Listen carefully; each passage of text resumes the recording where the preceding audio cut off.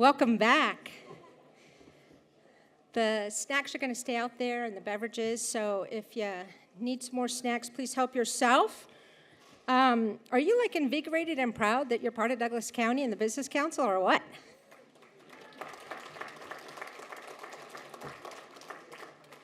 I'd also like to welcome in Assemblyman Ken Gray and newly elected County Commissioner Nathan Tolbert. They joined us during the break, so welcome to both of them, our elected officials. Thank you both for being here all day. We want to give a special thank you to all the sponsors. They are what paid the bills.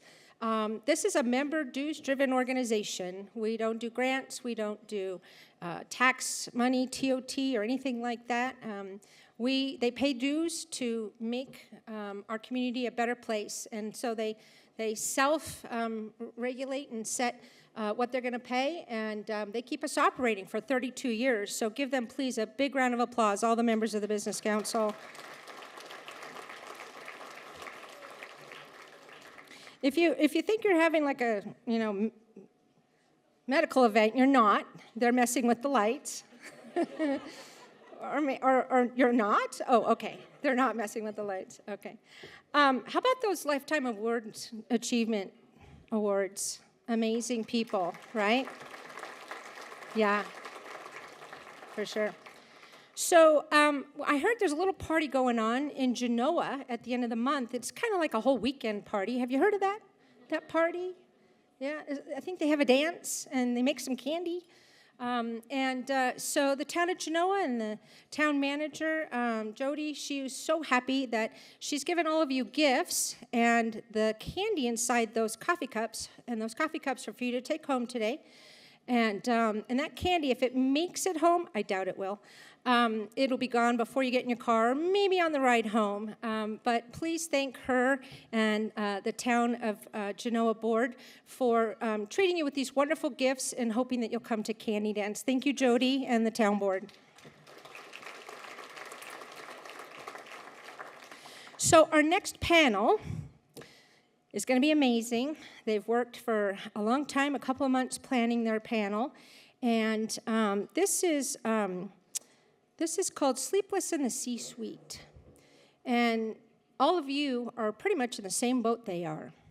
Having to make decisions, none of them generally easy, for what's next for your companies, what's next for your employees, what projects you want to take on.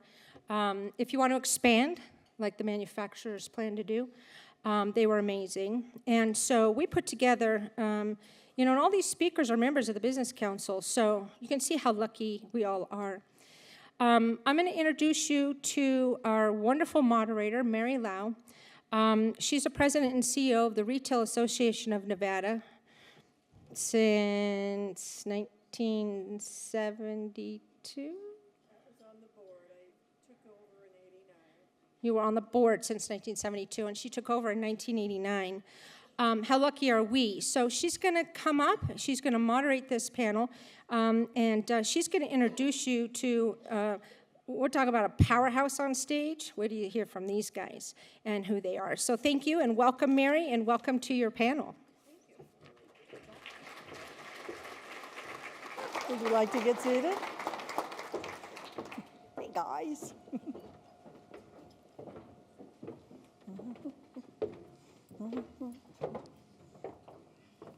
So I'm going to do the great Gutfield routine. Unlike Paul, I take notes. He is always sharp and always on the ball. Retail Association, I took over the job temporarily in '89, as we said. And since then, we're still looking for a president and CEO. And it's been fun. It's been interesting. Retail itself is the end result of the supply chain. If you can't dig it out of the ground, if you can't manufacture it, if truckers can't deliver it, there's no way retailers are going to sell it. We're a homogeneous organization, but is there anybody in this room that doesn't collect sales tax? Because that's your retailers. So we're excited to be here, and it's fascinating. Douglas County is just, it's this jewel. It really is. And on the panel is Dr. Clint Purvance with CEO, Barton Health. Corinna Osborne, COO, Edgewood Tahoe Resort. Glen Martel, CEO of Nevada Builders Alliance. And the one that never gets any sleep, Jenifer Davidson, who is Douglas County Manager. So actually beginning with Dr. Purvance, and do you mind if we call you Cliff? Clint. Clint. But you There got it we right. go. I'll call you Cliff if I'd like to. He's like, okay, what say you about being the CEO of, well, let's get the introductions done first. If you would introduce yourself, Sure. and then with permission, the rest of the panel will. Yeah, and then absolutely. we'll be back too. Pleasure to be here. An exciting time always for Douglas County. There's so much opportunity in Douglas County, as we heard earlier, and I think you'll hear today also more and more opportunities on the horizon. Clint Purvance went to med school up at UNR, went to UNLV for undergraduate school. My wife and I, after training as an ER physician, moved to Douglas County 25 years ago and raised our kids here.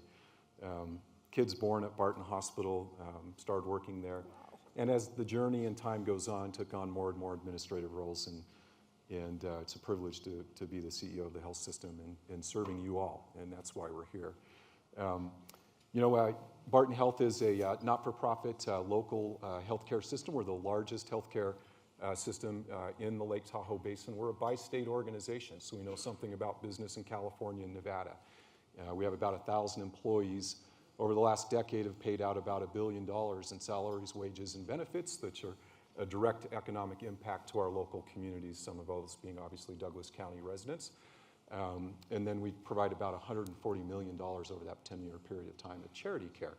That's free care serving our community. The health system is on its 6th decade of serving the community, and there's a lot of things that we need to do better and improve on, but there are a lot of things that we're doing today in that journey of providing greater access and more service to the community, and many things on the horizon. We'll talk about some of those today, so privileged to be here. Thank you, Mary. Thank you. Thank you. Glen Martel, Nevada Builders Alliance. Happy to be back in Nevada. Had a little brief trip to Texas there for a couple of years. Had a little bit of what Jenifer's going through as city manager in Live Oak, Texas. But I had the opportunity to come back and be the CEO for the Nevada Builders Alliance last year, and I was privileged and honored to come back and be a part of Nevada. My parents moved here in the 70s, so I can't claim native like most of you probably, or at least some of you in this room can. But Carson High School graduate, went off and did some Air Force time, ended up back home here in northern Nevada. Also a UNR graduate in civil engineering, did a lot of development work in the region back in the day. Also continued my Guard career, retired from the Nevada Air National Guard a couple of years ago after being in that organization for 33 years. So proud to serve there as well. The Nevada Builders Alliance is a statewide organization. We have about 1,130 business members right now across the state. And earlier we were talking about the Quad County area. About 60% or so of our membership is in the Quad County area that was talked about earlier here. So great to be a part of this panel. Thank you very much, Renee, Mary, for hosting this. Appreciate that. Renee, for the invitation. There are a huge amount of opportunities that we'll get into, not only in Nevada, but also particularly in northern Nevada, of which you all have a chance to be a part of in setting the future. I like to call the One Nevada effort. If we all don't cooperate together, we're not going to succeed to the level we can. So I'm looking forward to what we talk about today and what we accomplish as Nevadans in the future. So thank you. Thank you. Hello, my name's Jenifer Davidson. I'm the Douglas County Manager. I've been the manager for about a year now. I got my running shoes on, bringing some energy to the position. Super excited about everything Douglas County has in store. Background for me, I'm a graduate of Douglas High School. Haha. Go Douglas. Boise State University is my undergrad. Recently completed my master's degree in organizational leadership. Go Boise State, by the way, Keith, yay. From George Washington University. Did not quite realize how relevant my degree in organizational leadership, organizational psychology was going to be to this position. Super excited to talk about that and how that's keeping me up at night. We are an organization 600 strong, public servants dedicated to excellence in public service, and really proud to be doing what we do in partnership and collaboration with our community members. Hello, everybody. My name is Corinna Osborne. I'm the COO of Edgewood Tahoe Resorts, and You know, there's one thing in my career when I first started out in hospitality, I did something without a strategy. For those of you, we talk a lot about strategy and what to do. I literally decided to move to Tahoe at a whim, and it was before computers. Yes, I am older. There were no computers, no cell phones, no nothing, and we just decided we wanted a different opportunity. I'm originally from Massachusetts, and we looked at a map and saw this beautiful lake, little skiers on the mountain on a map, and we said, why not? So we took a chance, and for the past 24 years, being in this amazing community has provided me with so much opportunity for my career. I originally wanted to become an attorney and work for this big law firm in New York, and here I am. I saw this amazing passion for hospitality. So I've been with Edgewood companies now for 8 years, and what a beautiful company. We have been part of this community for a couple of hundred years, maybe early 1800s, so deep roots in this community.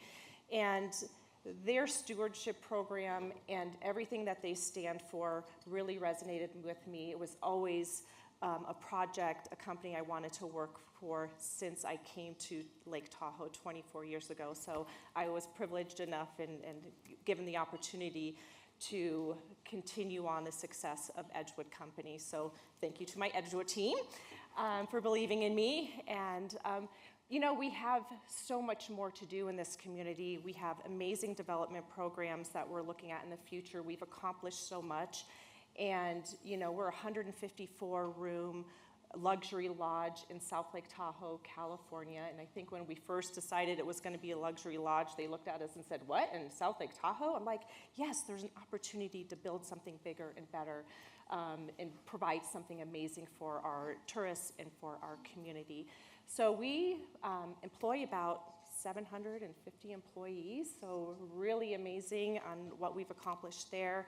And we have so many more projects ahead of us. This is an amazing panel, and we'll get to what keeps us up at night.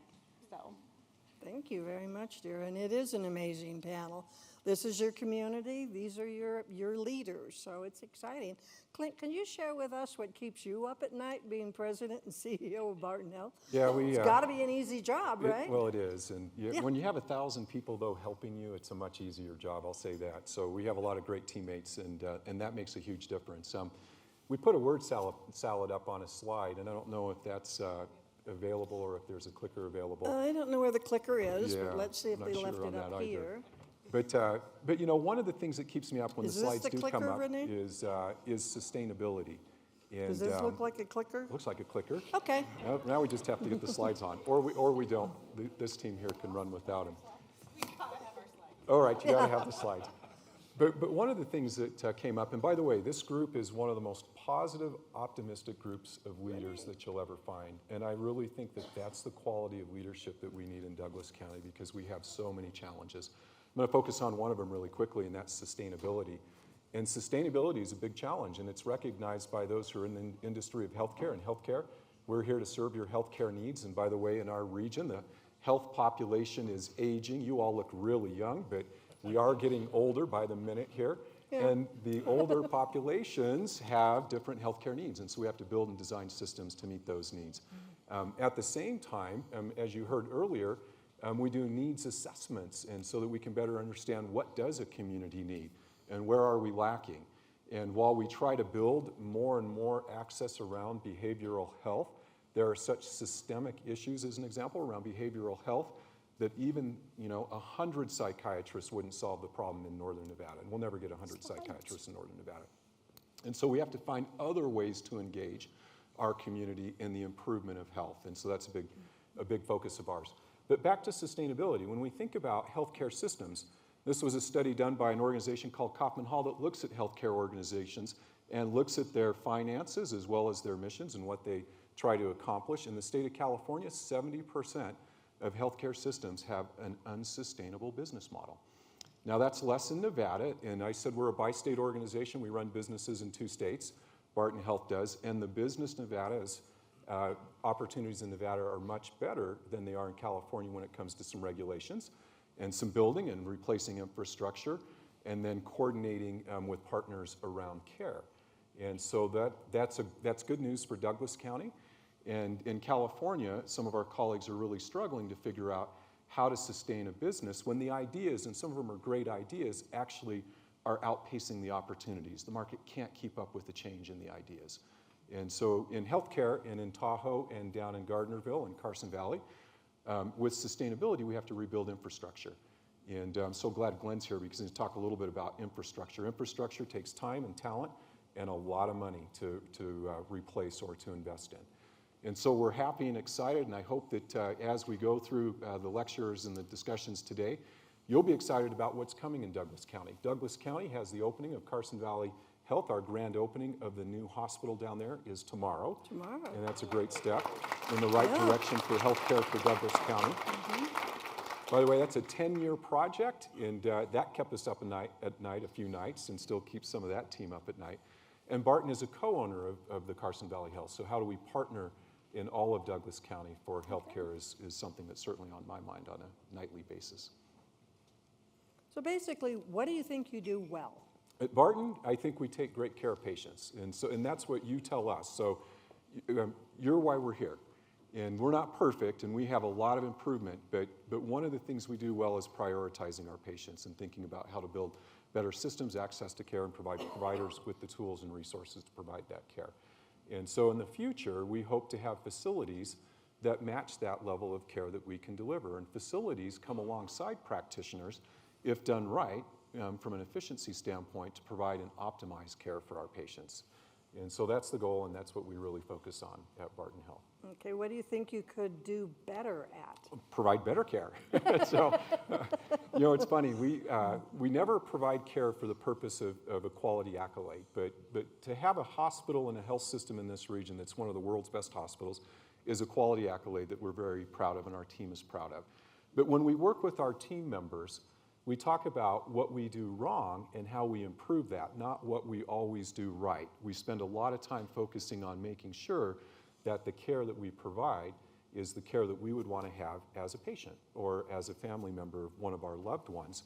And so we can always improve on that care model. We spend a fair amount of time educating our team members on the importance of that care model, what it means, because humans, we make mistakes as humans. How do we build better systems around humans? And that keeps me up at night, so that we don't make the mistake that reaches the patient. And we spend a fair amount of time focusing on that. We can always improve on that. Well, I would say that healthcare basically is the heartbeat of a community, and you seem to do an excellent job at it. How is Barton Health at getting their message across? Yeah, I know. How does the community know what you're doing? Yeah, I know that Jenifer is going to talk about messaging too, because messaging keeps us up at night. There are a lot of messages out there, and some of them are accurate, but most of them are inaccurate. And I don't know why that is. I think that at a time when we can come together as a community, provide greater healthcare services as an example, or greater resources in building infrastructure at the county, messaging is critical. And after today, I would hope that every one of you are messengers also, that what we're trying to do is improve where we are today for your health, for our health, right? For the health of a community. We're a vital piece of that community. You're a vital piece of that community. Let's have more positive voices with the message that needs to be out there. What about employee recruitment and retention? It's tough for all of us. You heard earlier that that's very challenging. In fact, COVID was a challenge. The fire evacuation up here was a big challenge. We had a huge winter. That was a big challenge. It's been one challenge after the next. The great resignation, though, from healthcare after COVID is a huge challenge, and that's one of our biggest priorities. How do we build a workforce that's resilient? How do we build a workforce that wants to come to work, feels safe to come to work, and that wants to stay at work? And so recruitment is very difficult. I like to say our CFO, Kelly Niger, is in the back of the room. She was born at Barton, by the way. So we try to get them at birth, and then we hook them right then. But there's some truth to that. We'll have 3 generations of families at any time working within the health system. Today, my daughter is a nurse working at the hospital, providing that care today. And so it's about stewardship, our families taking over where we leave off and training them up to give back and serve in the community. And I think that's a vital piece of that recruitment retention as well. Okay, and we know that land use issues get to be really problematic. When I came in on Spooner Summit, I saw construction there with Barton Health on there. And is there anything in your future plans you can share? Yeah, so land is free and available in Nevada, especially up here at the lake, right? Right. So that's one of our most valuable resources in the Tahoe Basin is land. And how do we become better stewards of the land? As Lou has said earlier in his ward, how do we steward the land well so that we have economic value and diversity in the land that allows us to have stewards that will be able to live here and grow up and then take care of the land, right? So that's the cycle that we need. So if you pass by the Nevada parcel there that Barton purchased, it was an old casino, Lakeside Inn and Casino, best breakfast in Tahoe, right, for the locals. That shut down after COVID, and that parcel has been completely restored back to what we would say is its pre-construction condition, the best that we know from 60 to 70 years ago, so that it can be built on in the future for healthcare. And that's a future site for a hospital, and we have to replace infrastructure. That infrastructure that's 60 to 70 years old is no longer serving the purposes that we need it to serve, especially the expansion of healthcare services and the needs of the community. And so we need new structures to do that. Infrastructure is expensive. I think we have a great location kind of in the urban core of our South Shore community. And the one message that I would have, because we have obviously a lot of Nevadans here today, and many of you come from California, but we're a bi-state organization. We're going to take care of both sides of the state line, regardless of where a hospital is. We do that today. We have a hospital in California. Takes care of a lot of our teammates from Douglas County as well. So we think that's exciting. It's a long project. Oh, it's exciting though. Yeah, everything is a long project nowadays. We probably don't need a physician for our next speaker, but we do need a technician for getting the slides up. Corinna, did you say? Oh, here we go. Uh-huh. Your there slides. you go. Let there be slides. Let there be slides. This isn't meant to keep Jenifer up at night, but if any of you want to go to any of the Douglas County meetings in that area of green on that master plan, please go and support the project, because this is an area plan. We've got to update area plans in Tahoe. It's one of the things we're working on right now in our community is creating a healthcare subdistrict so that we can organize business around healthcare for the greater Lake Tahoe area in State Line, Nevada. And I know Jenifer and Barton, we certainly need your help in doing that. All these big projects have opposition, but we find that there's many more friends if some of them would just show up and help us get the right messages out there. We always appreciate that. All right, I'm going to pass the slide deck down to Corinna. So, Corinna, thank you for being here. As many of you know or may not know, but Edgewood is actually a charter member of the council since 1992. Yes. So there you go. But your company, Edgewood, is just like the dream of so many golfers, so many vacationers, so many diners. I actually love the restaurant, obviously, but it's an amazing place. Can you tell us about what keeps you up at night? Quite besides my husband snoring. Maybe Clint can help me with that and give me some advice on how to manage that piece of it. But yes, I mean, Edgewood has done so many amazing things, and we still have so many amazing things that we're doing in terms of development. But here's just a small little list of probably 10 more on that list is, what keeps us up at night is the uncertainty, and I think that's where stress comes in. We don't know what to expect in certain situations and market and industry volatility. Some of that is, based on current inflation right now. The cost of doing business is skyrocketing. The prices to the consumer are rising. So it's hard. There's a lot of volatility out there. Talent acquisition and retention, I think we've heard that earlier today. It's a real thing in our community is how do we get our community or our workforce up here in Lake Tahoe? How can we provide them with affordable housing? And how do we get people passionate about hospitality? That is what we do. And the cost of development, our regulatory process, and then it's balancing profit and stewardship and how much stewardship is a part of our industry.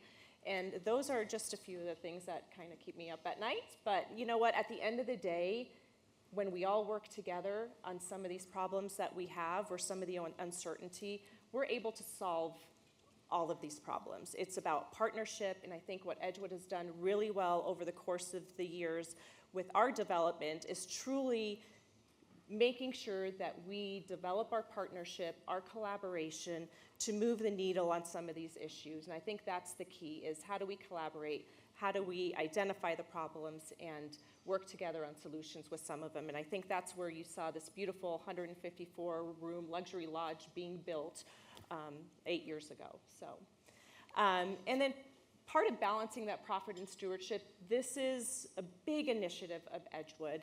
We are, our company mantra is about stewards of our land, guardians of the lake, and being good corporate citizens. And it's about developing responsibly. This is in our core values of what we do. And developing and stewardship, there's a connection there. It's about, you know, when you build something, you build it responsible for the business, for the community, for the environment where we live. This is how we approach every development project. So, you know, whether it's, you know, some of our continued growth, if you see here, we have some amazing things happening in the next 5 years. We're in the middle of starting our Phase 2 construction project over at the clubhouse. So I'm really excited. I'm not going to give you too much detail, but we're rebranding our entire Edgewood restaurant into a new concept. So keep your eye on social media, and we'll make some announcements here in the future.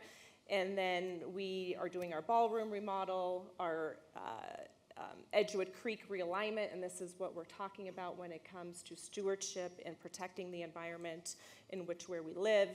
And then our South Room expansion project, maybe a family pool in the future, and some additional villas. But all of this takes collaboration, partnerships, and we couldn't do it without all of you and all of you. It's, you know, whenever we bring something into our community, it's not just for Edgewood, it's for the community and our travelers to really enjoy what we're able to bring to Lake Tahoe. So, just a few things. Just a few things. I would say, what do you consider your biggest challenge in serving the community? Our biggest challenge, you know, is the seasonality of our business. I think that keeps us up a lot. You know, you never know what the weather's going to bring, and you know what's happening in the marketplace and how the market is volatile during certain periods of time. And you know, can we bring those visitors here? You know, I think Edgewood's a little bit different because we are a luxury property and we have a higher spend, but it's still, you know, it's tough out there. So I think that's the biggest challenge in terms of hospitality and how we grow that. And it's the seasonality of our business. We don't know if we're going to get a 10-foot snowstorm, you know, 1 week, and that could really debilitate us. There's a lot out there. What do you think you do well? You know, being part of this company, when I look back to where they started and to where they are now, there has been a consistency in terms of how they manage the environment and bringing that positive impact into the land in which we operate.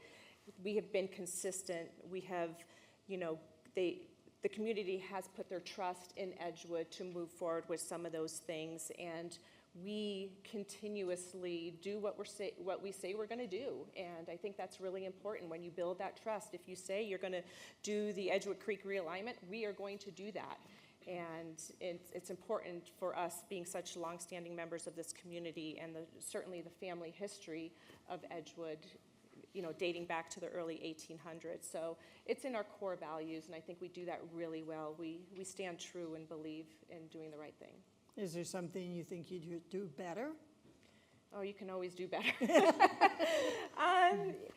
you know, I think getting the word out on what we do well, I don't think we do well very often. You know, whether it's our the stewardship program. Some of you probably don't even know that this is part of our core values, right? It's getting those positive messages out about development. And I think what you hear often is development, it's bad, there's, you know, the lake's going to be ruined, whatever it is. We don't spend enough time getting the positive message out there in our community and maybe supporting some of the newer members of our community who are doing development and really standing behind them. And, you know, we would love to collaborate more on what successes we've experienced over the course of the last 10 years and help new members in our community with some of those achievements. So.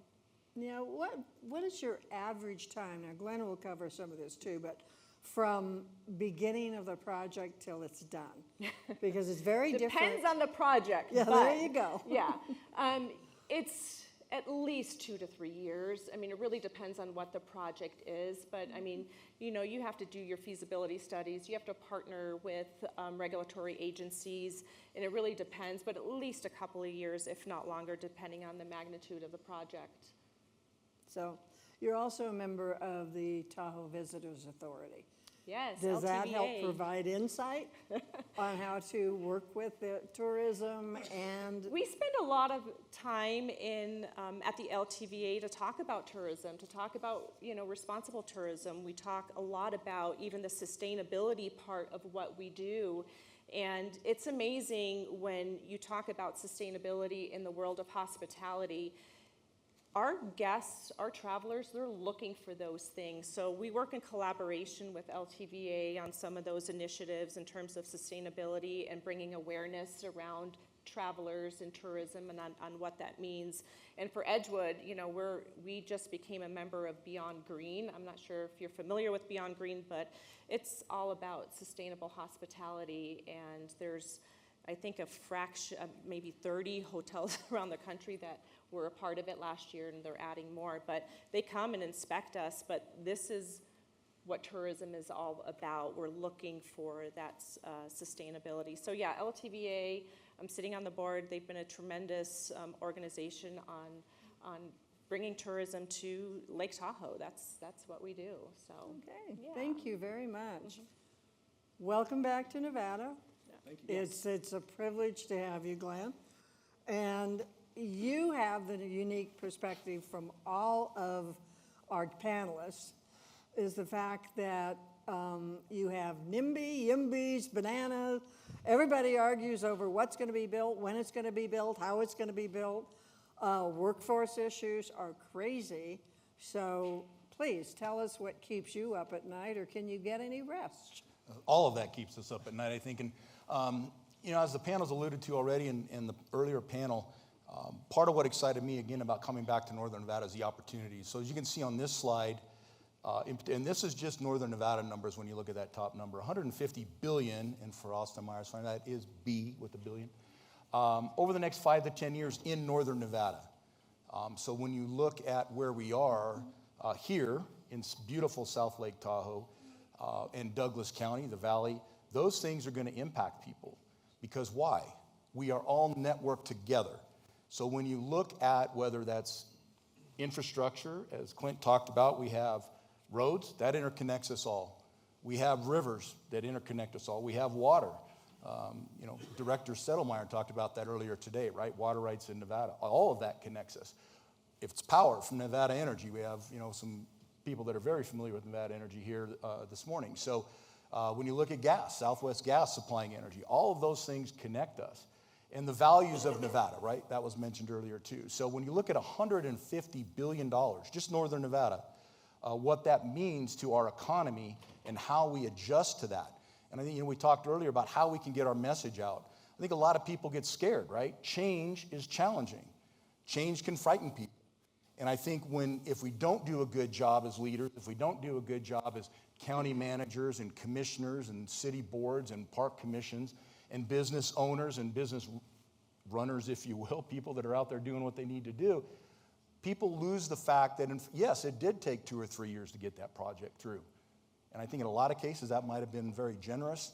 I think a lot of them are up maybe 5 or 6 years, some of the simpler ones. And that's just due to all the regulatory stuff that goes on, right? All the master plans that have to, zoning that has to go in, building codes, fire codes, park, all that stuff that goes on. And those are all good things.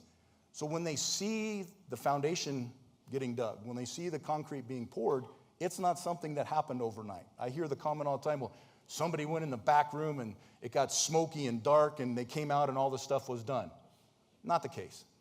None of us, all of us in this room probably know that is not what happens, right? There's a lot of hard work by a lot of dedicated professionals that love what's going on in the state of Nevada to make sure it gets done right. So that's coming in. So when you look at in Northern Nevada, It's really about the data centers, the warehousing, and the lithium loop. That was talked about earlier today on with some of the introductions as well, I think with Director Settlemeyer.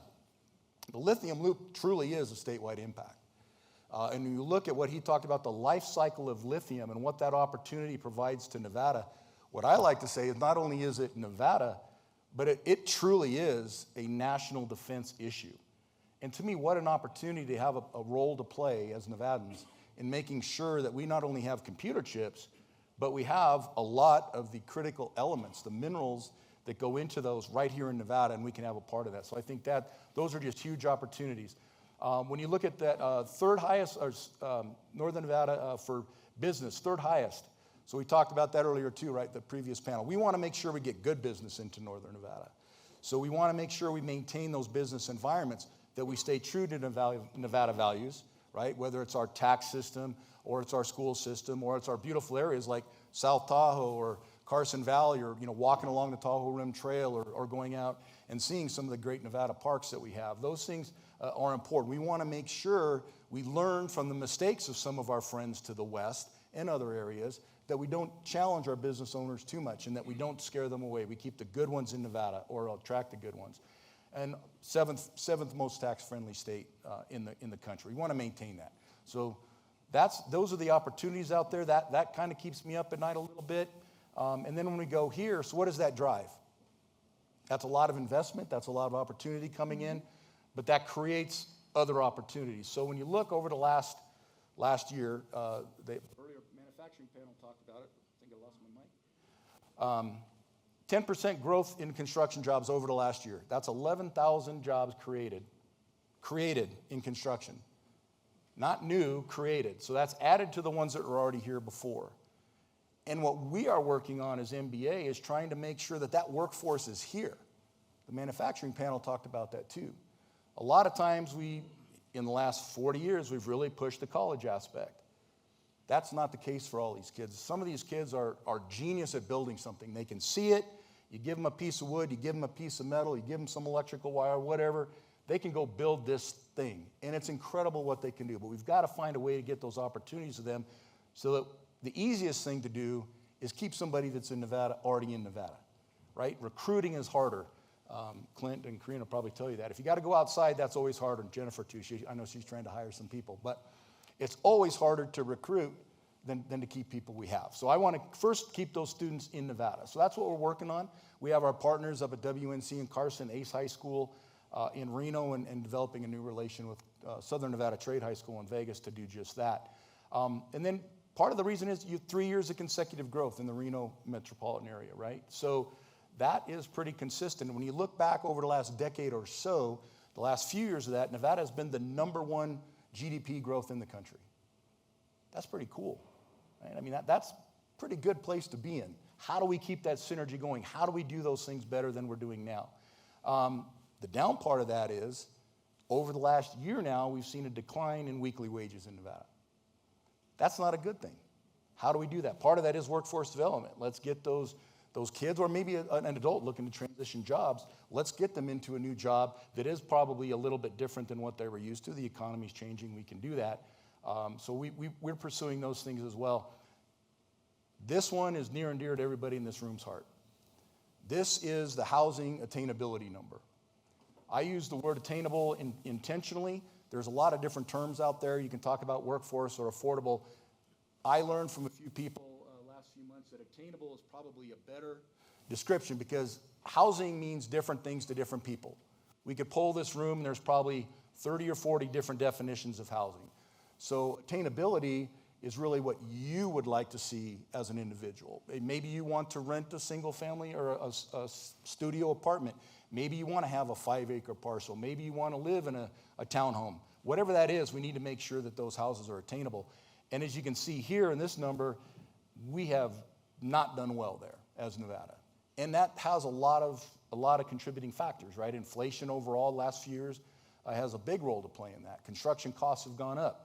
As we like to refer to it, time to permit. When you have a project that's, millions and millions of dollars coming up, if it takes you 2 years, that's one cost. If it takes you 4, that's a whole nother level of cost, because not only are you carrying your money, but you have all those architects and engineers and attorneys and environmentalists and all those people that are helping you do those good things, they take a lot more time and a lot more money. So all of those things come into there. Right now, when you look at where businesses go, we are actually behind 3 of the biggest ones. When you look at Tennessee, Texas, and Arizona, we're behind them in housing affordability. We're about 4% and change above the national average on housing costs. So I think that definitely is a concern, and working with all of our partners to try to figure that out. So there's that. So same questions. What do you do well? I think what we do well is support the communities in which we work in, our businesses. We have some of our elected official partners in the room. Thank you for what you do as elected officials. I know that's not easy in today's world. I think we do that well. But what this panel talked about in prepping for this meeting too is we have to get better at doing those things. We have to get better at communicating. We have to get better at energizing this base that's in this room. We all have seen the videos. We've all seen the news articles. Jenifer lives it. The commissioners and everybody that sits in this room or sitting in the room right now experiences it. You get 4, 5, 6 people pounding that podium in opposition, sometimes literally pounding the podium. That's just not a good way to run business. That's not a good way to run our communities. So those of us that are in this room have to get better at supporting our teammates, right? Because again, I come back to we're all connected. You mentioned it at the beginning with the retail, Mary.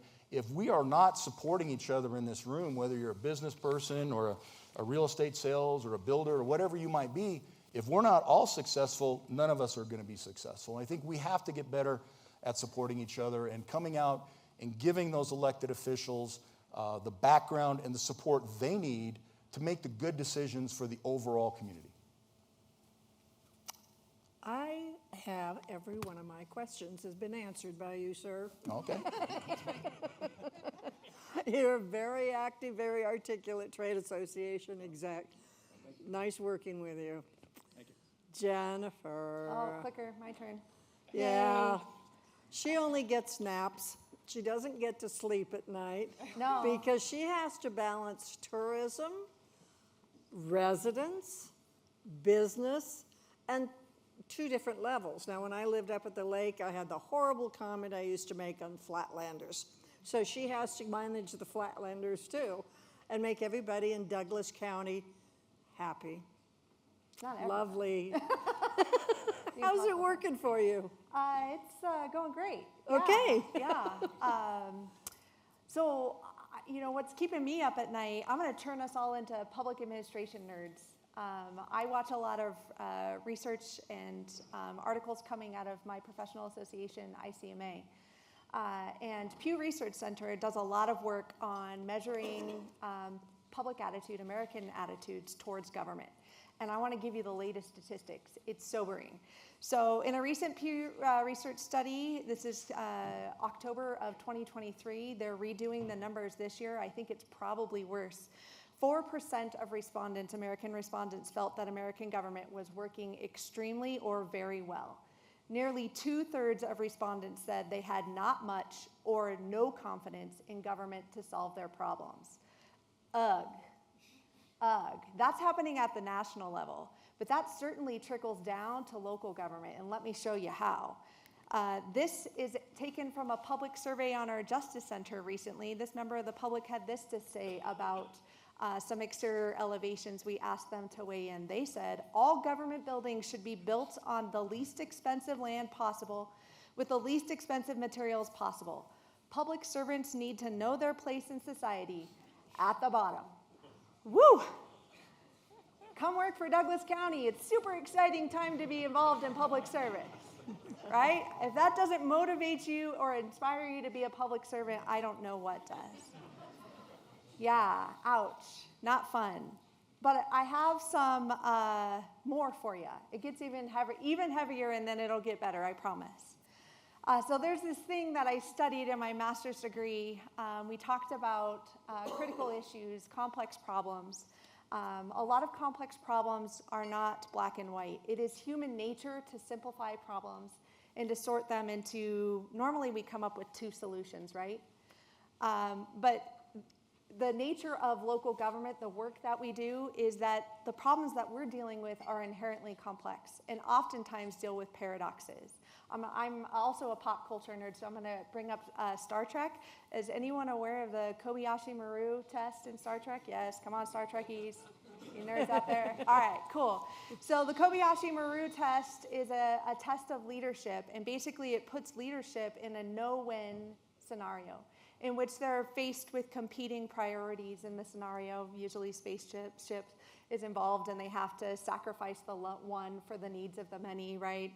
That happens and comes up all the time in local government. We have residents on both sides of issues, and their perspectives on both sides of those issues are true. Both things can be true. All of these perspectives, these competing perspectives and challenges are true. The paradox of local governance is that definitely people are frustrated with government right now. They're frustrated with what we're calling is the bureaucratic calcification of systems. When we have this feeling, this angst with government, it creates tension. It also creates a tendency by government to get stuck in the middle in this tug-of-war.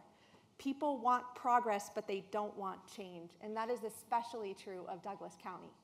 We all came to live and be in Douglas County because we love what Douglas County is.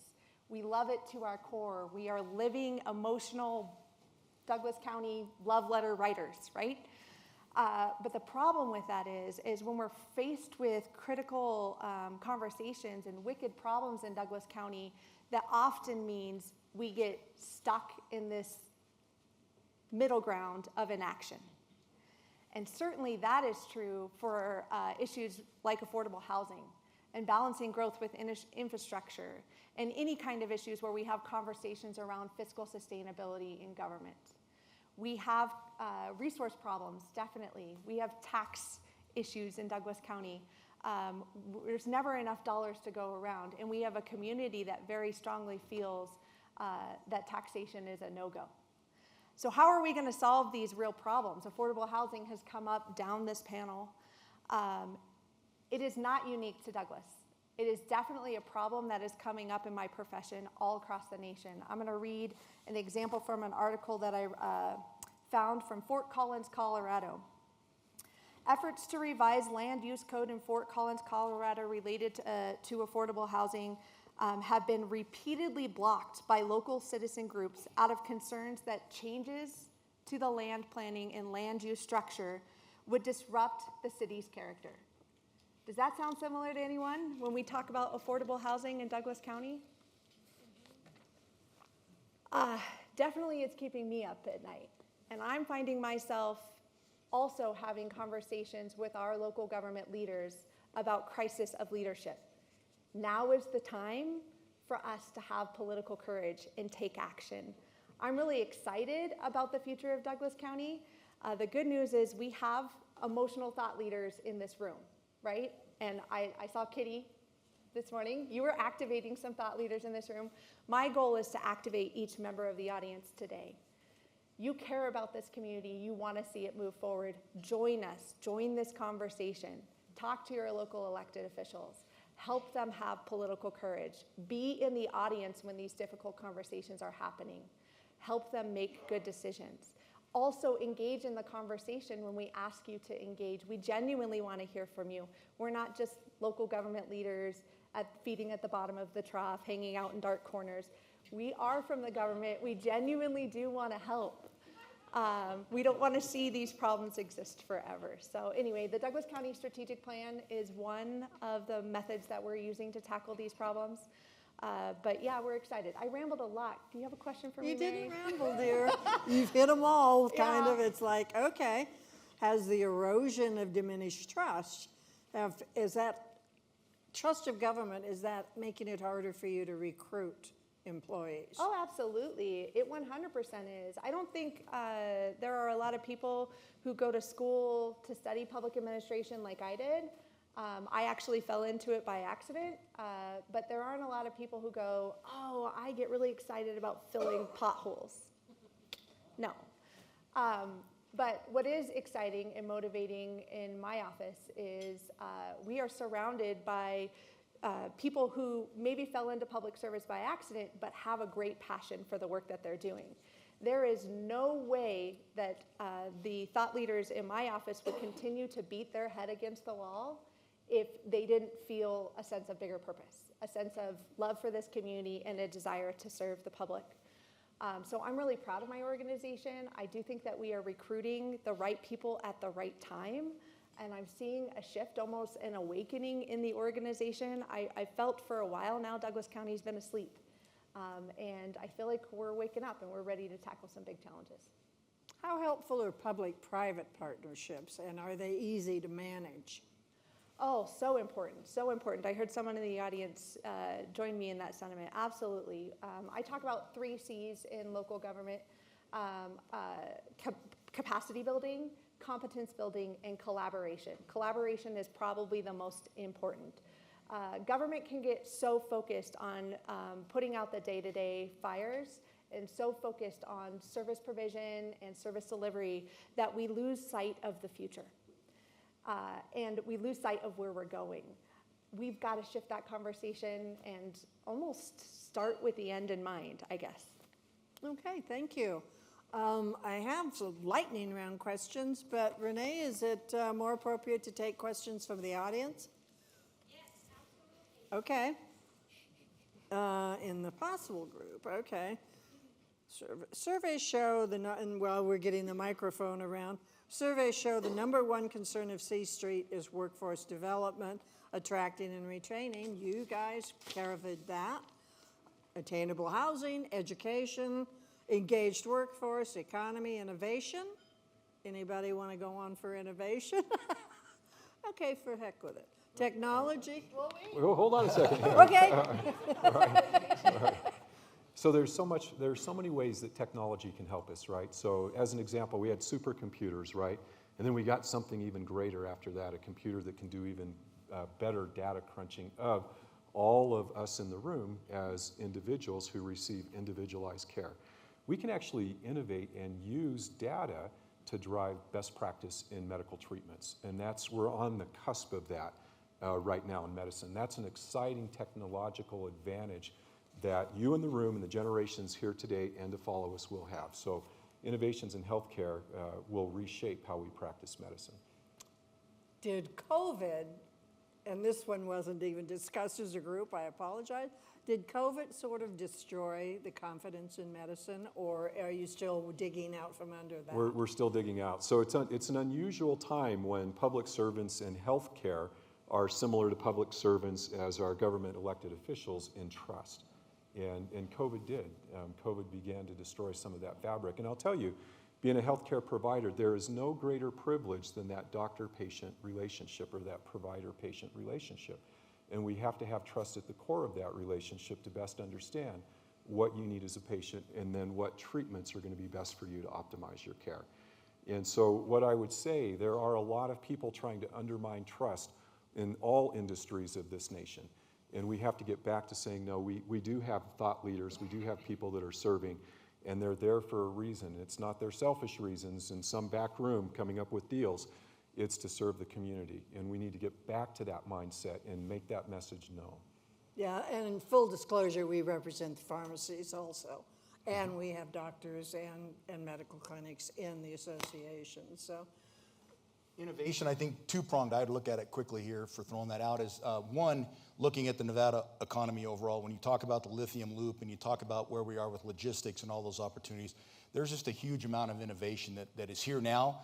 And when you talk to those people that are involved in those industries and what they're thinking about, to Jenifer's point, they're not thinking about today, they're not thinking about next year. That's already here and gone. They're talking about where they're going to be in 5 years. And I think that is very, very exciting for Nevada and the opportunities that will follow that. So again, that's part of that $150 billion that are coming in and more. But I think when you look at that, that is to set the future of Nevada along with the United States. That's huge. Innovation-wise, personally, what I asked this room to do and what Jenifer also made a good point on is to please be engaged. We talked about it earlier on our board, and one thing kind of along what Jenifer is saying, when I was doing my college, going back from my master's quite a few years after doing my bachelor's, was we are wired as the human animal, the human being, to react negatively very quickly. And I think that's what you're seeing a lot of in our society today. And it's facilitated by TikTok or Facebook or Instagram or whatever those things are. So I think the innovation, I would say, in that realm is, one, innovate a different way to communicate. To Clint's point, we have to get the word out that development is good for Nevada, it is good for the country, but also find new tools to do that. So I would think, in my mind, two innovation things we could take advantage of real quick. Well, and Jenifer, innovation is happening quickly and technology is just expanding. How does the government budgets keep up with that? How do you get to innovate? Oh man, government doesn't innovate well, right? Right. No, You can't we're usually afford it. I think I got Windows 10 last week. So our budget isn't keeping up. It's not, I don't think anyone's budget in this room is keeping up. We had a conversation as panel members that resource allocation is one of the biggest things that we struggle with. But if I can shift gears to just kind of mirror what Glen was saying, I also agree that we have to innovate in the way we communicate. And my public relations team are in the room. They would love this. Yeah, they're waving. Hi. We are in government looking for ways that we can tell the story, that we can get factual information out, that we can connect our residents with their elected officials in as close to real time as possible, and let the stories be told, the whys behind the decision making in the directions that we're going. And I'm hoping that members in this audience are going to plug into Douglas County social media, please, like Douglas County, so that you can help us share this story and engage and become emotional thought leaders in a positive light for the wonderful work that Douglas County is doing in collaboration with our partners in this room. I think the more we can tell those stories, the more we can preach that from the mountaintops. I do think that some of this angst we are experiencing on a community level is gonna shift. I have to believe it, or I wouldn't have this job. And how does Edgewood innovate but not shock? Because you sort of, everybody expects you to look the same and be the most modern thing on the planet. I think with hospitality, you can never be status quo. And, we, in the tourism world, they're always looking for something different, something new. And I think after COVID, that was even heightened more. It's all about life experiences. So when people come to Edgewood, whether it's somebody in our community dining with us or staying with us, they're looking for something new and exciting, something memorable. It's certainly that it's Instagrammable moment, right? They want to be seen, they want to be heard. So we continuously innovate in terms of our experiences for our guests who come and use our amenities, but it's also the innovation with our workforce. They now expect us to do more for them. And maybe it's not a bad thing, but it's that training that we had to change over the course of the last 4 years of how do we get our leaders to be leaders and to bring the training to the property to help them grow in our industry. I think after COVID, I don't think anybody wanted to be in hospitality. You talk about, this angst about health and being in close proximity with each other. And it was really, really hard in our industry to get people passionate about being in hospitality. So we continuously change. We continuously add new training programs. Our team members also, they do expect some new technology to help them do their job even better, even more efficient. So we're constantly changing our model and innovating our experience for our guests and community. Thank you very much. Do we still have time for questions, Renee? 4 minutes? Is that what I heard? 4 minute signal went through?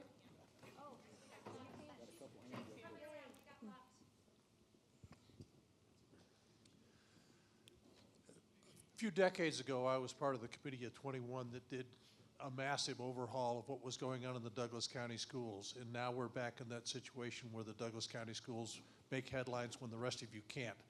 How much damage is that causing to the county, and how much damage is that causing to your businesses in general?